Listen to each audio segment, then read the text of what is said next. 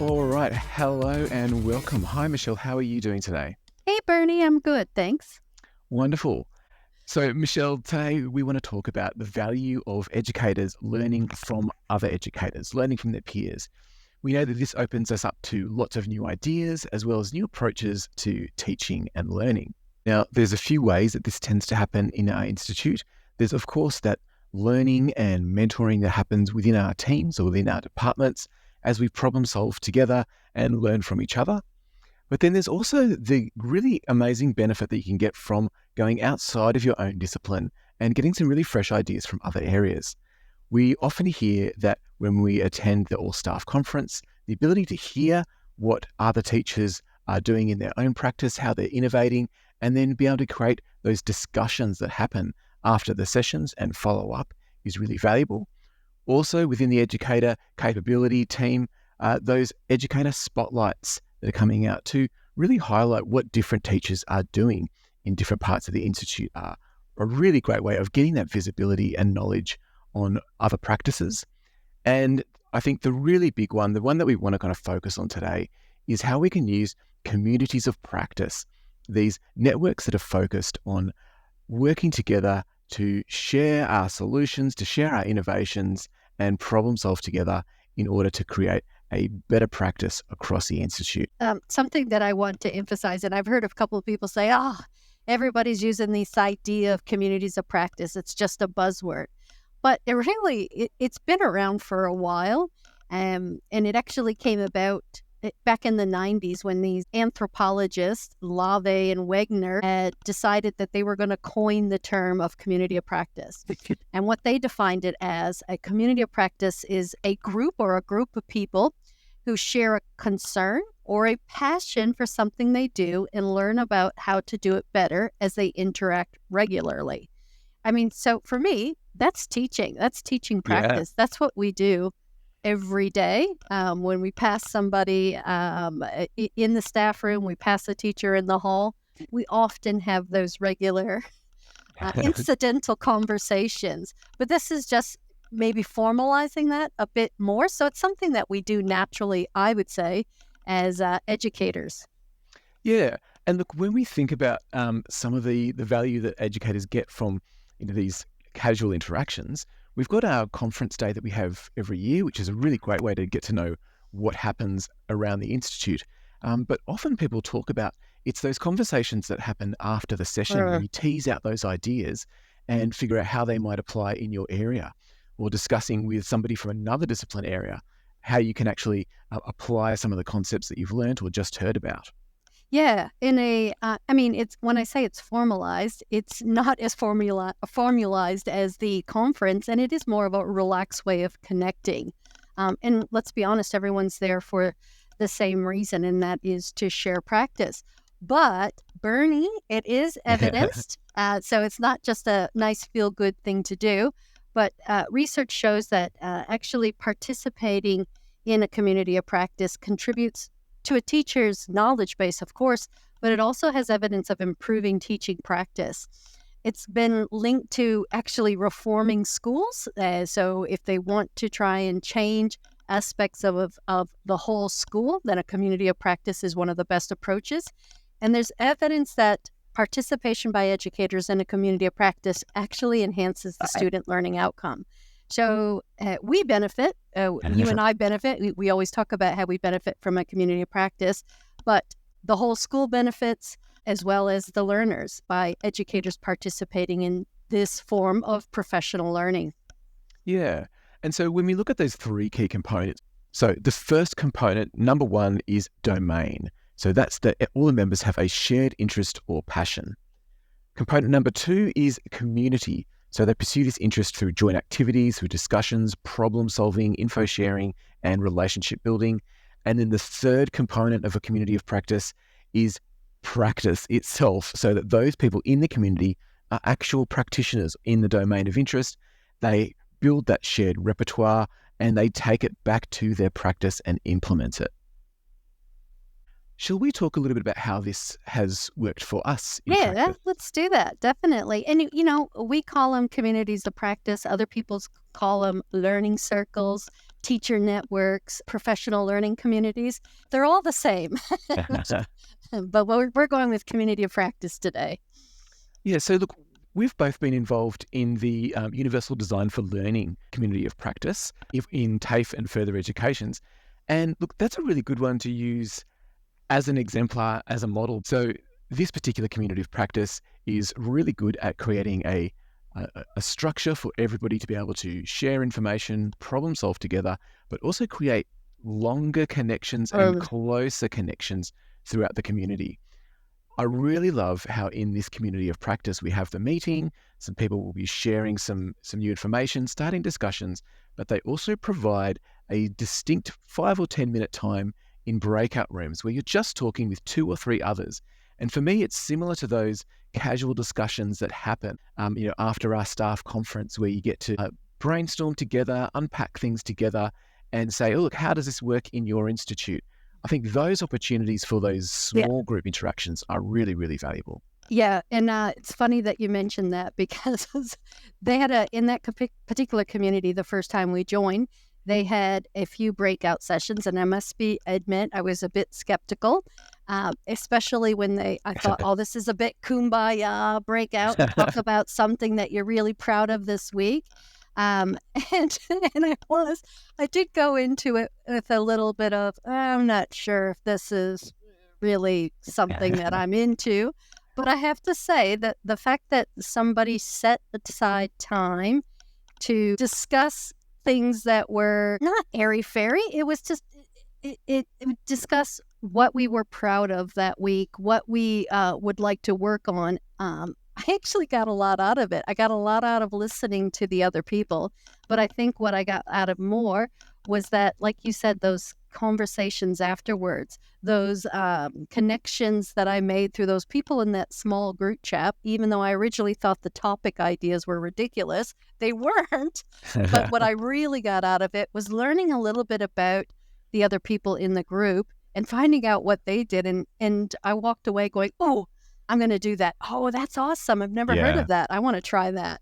So yeah, having that smaller, more intimate connection with the smaller group, I thought was brilliant. Yeah, it takes a little bit of bravery, because sometimes breakout rooms can be a bit intimidating. You think that you're going to go and talk with strangers, but it comes back to those 3 key points of the community of practice. You've got a shared domain. You've already got a shared common interest. You're already part of the same community, and you're doing the same things by putting them into practice. So it's really easy to start that conversation around the shared interests. So what I'd encourage is that we go into those communities of practice with that sense of bravery and being able to connect and share with other people, because they are solving the same problems that we're solving day to day. Yes, and I think that's probably what I get most out of it. I always walk away from a session. It just ignites my creativity. Somebody says something and I think, ooh, how can I adapt that? So for me, it's an opportunity to brainstorm, but just this injection of creative ideas that I wouldn't have had just pondering something on my own. And the other thing is, I mentioned to you, we found out about that self-paced learning course that the UDL that was developed by the network that put together the community of practice.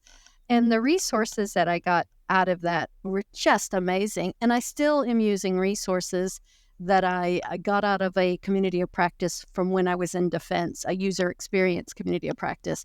So for me, it's the stimulation of creativity and the access to these fantastic resources that people have tried, tested, and are now sharing for free. Yeah, great.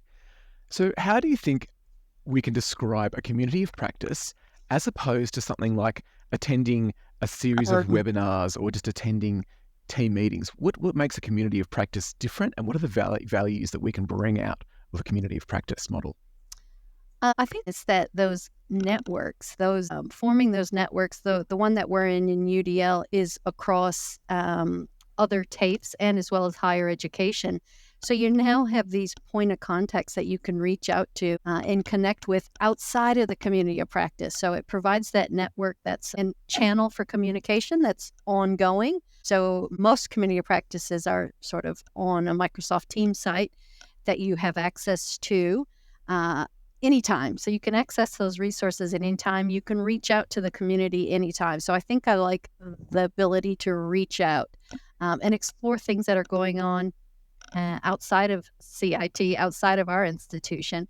But in the same vein, the community of practices that we have here, it almost does the same thing because we're reaching out across departments and we're finding out what other departments are doing. So it serves the same purpose, whether it's an internal community of practice or like the one that we're participating in with other TAFEs and higher eds. Yeah, fantastic. I think one of the other key things around communities of practice is a focus on participation and having that kind of active sense of being part of the community. Whereas sometimes we might sit back in meetings and wait for, the boss or the more senior people to give their perspective. A good community of practice really encourages lots of participation from all angles and from all levels of experience. Definitely. And one of the things that we try to do with ours, but also the UDL one does quite well, is they don't force you to, but they do create an agenda for the next week. You agree on that. And then everybody, they allocate people from the community to present or share. So yes, you can be a bystander, if you will, sitting in the background, and you probably still will get a lot out of it. But let's be honest, you participate in a community of practice because you want that communication, you want that engagement. But I'm sure there's still value for those that want to sit back initially and just observe. There's definitely value. But I think the real value is when you have an active role and you put yourself out there to share your ideas, because trust me, you're going to get advice on how to improve any idea. Someone's going to take a different perspective or add something different, and everybody benefits. So how can educators find out what's out there in terms of communities of practice? Well, across CIT, there's several that are going on, and we have a link in this newsletter as well as on the Educator Capability SharePoint page to the different communities of practices across our organization. And TDA has brilliantly put together a page that's got the networks across all TAFE organizations. So TDA is TAFE Directors of Australia. Yeah. And our own Linda Willington, head of the Human Services Department, has played a key role in one of those national TDA networks.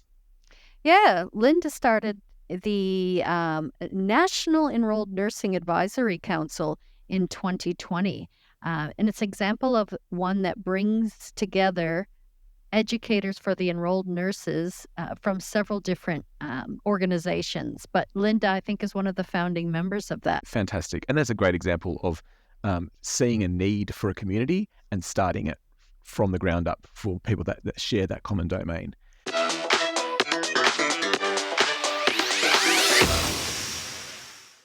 How do you recommend, if someone's looking for that community and can't find it, what do you reckon people should think about if they want to start that community up? Oh, that's a great question. Sometimes it is just reaching out, especially if you are looking to network with other TAFEs. It can be just finding someone to help you make those connections. So I know TDA and Educator Capability supported the metal fabrication department, one with TES TAFE. So I would say start asking and looking for people within other TAFEs that you might have a point of contact with, and then just start spreading from there. What do you think?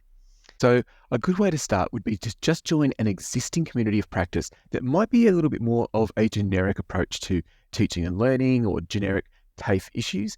Get a sense of how they run, what are some of the really good practices that happen in communities of practice, and then you can look more specifically about connecting with other industry experts or other educators or TAFEs to make a more specific community of practice that might be looking at the innovations and challenges within your specific industry or discipline area. And from that initial base, that initial community that you've started to become a part of, I think it's just asking the question, because there are more than likely other people like you out there that are looking to connect, looking to learn and solve those same problems. We're all working in the TAFE sector and we're all dealing with the same kind of struggles, and we all want to develop. to meet the future needs of students. So we know that people are out there, and it's really just starting the ball rolling, getting those connections happening, and building that domain, that community of supportive people. And if you don't already have enough buy-in for the idea of participating in a community practice, let me give you some other reasons. So we could use those hours definitely towards our TSM and vet currency, without a doubt. We know that professional communities are one of the most effective ways for professional development. It builds your networks. It builds relationships. Often you now see people not in a different way, but in a more friendly way, that when you engage with them in a community of practice, now they become more than a colleague, in that you greet them, you've got a shared interest.